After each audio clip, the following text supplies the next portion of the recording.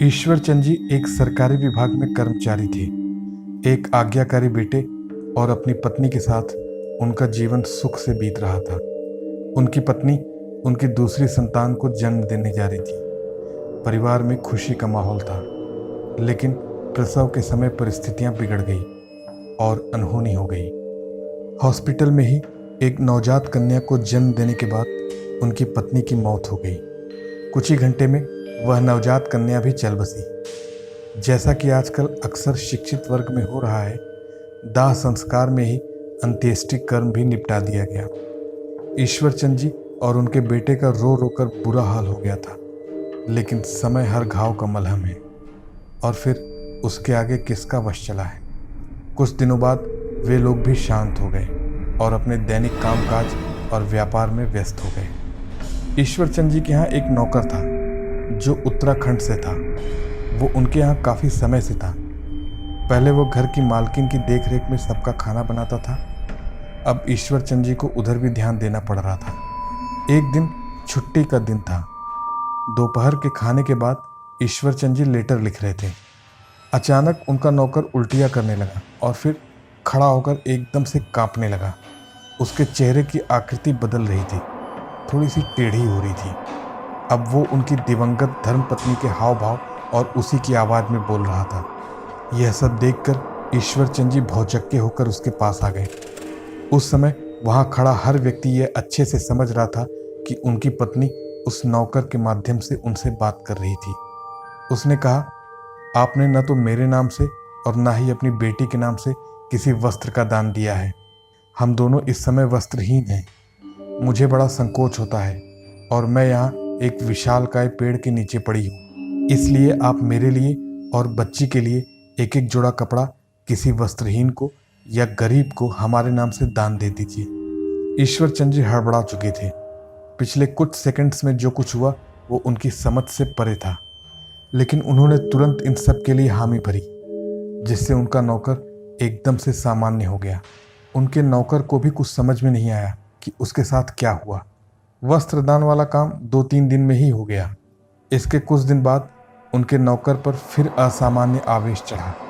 अब की बार उनकी धर्मपत्नी ने उनको बताया कि वस्त्र तो मिल गए हैं, लेकिन हम शहर में नहीं जा सकते क्योंकि हमारी गति नहीं हुई है। ईश्वर चंद जी का माथा चकराया, लेकिन जल्दी ही उन्होंने अपने आप को संभाला और बीच में टोका, जैसा पंडित ने कहा था मैंने क्रियाकर्म वैसे ही तो कराया था, अब मैं क्या करूं? पत्नी ने जवाब दिया, उस पंडित को विधि विधान का ज्ञान नहीं था। आप मेरे लिए हरिद्वार में हरि शर्मा नाम के पंडित से, जो कि भीमगौड़ा बस्ती में रहते हैं, पूजा करवाइए। जैसा वे कहें वैसा ही करिए। ईश्वर चंद जी ने तुरंत इन सब के लिए हामी भरी और सब कुछ सामान्य हो गया। हरिद्वार में ईश्वर चंद जी के एक मित्र सिन्हा जी रहते थे। उन्होंने सिन्हा जी से संपर्क किया और उनसे भीमगौड़ा की बस्ती में हरि शर्मा नाम के पंडित जी का पता लगाने का आग्रह किया। सिन्हा जी ने अपने नौकर को इस काम के लिए भेजा। उस नौकर ने सारी जगह पता लगाया, उसे इस नाम का कोई पंडित नहीं मिला। यही उत्तर सिन्हा जी ने अपने मित्र ईश्वर चंद जी को दे दिया। इसके कुछ दिनों बाद उस नौकर पर फिर जब आवेश हुआ तो ईश्वर चंद जी ने वही अपने मित्र सिन्हा जी वाला नकारात्मक उत्तर दिया। इसके जवाब में उनकी धर्मपत्नी ने कहा, पंडित जी वही रहते हैं, लेकिन वे सारा दिन एकांत में दरवाज़ा बंद किए रहते हैं। शाम को 4 बजे के बाद उनसे मिला जा सकता है। उनके घर का दरवाज़ा पूरब मुखी है और इस समय दरवाज़ों पर नीला पॉलिश हो रहा है। इतनी विस्तार से उनकी पहचान मिलने के बाद सिन्हा जी ने कहलवाया, पंडित जी मिल गए हैं और वो उचित कर्मकांड करने को सहमत भी हैं। ईश्वर चंद जी अब की बार अपने बेटे सहित हरिद्वार गए और उन पंडित जी से विधि विधान पूर्वक कर्मकांड करा कर वापस आए। इस बार उनकी पत्नी ने कहा कि अब उनको वहाँ के शहर, जिसका नाम उन्होंने प्रेम नगर बताया था, उसमें बसने की अनुमति मिल गई है।